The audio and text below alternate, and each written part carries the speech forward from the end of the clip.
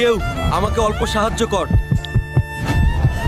ওরে আমার হালকে কে মেরেছে রে? আমার হালকে বাঁচাতেই হবে, জলদি যাই, সাধু বাবাকে ডেকে আনি। হাল, তুই এখানে বসে থাক, আমি এখনই যাচ্ছি সাধু বাবার কাছে। আমার হালকে জলদি রক্ষা করো, কেউ যেন আমার হালকে মেরে রক্তাক্ত করে রেখেছে। ঠিক আছে, জলদি চলো।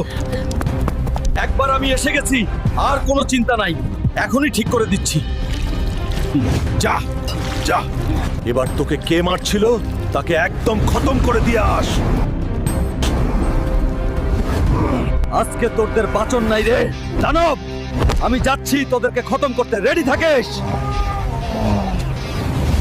তোদের একটা একটা করে লেজ কেটে এবার হাতে ধরিয়ে দিব রে পাগলা।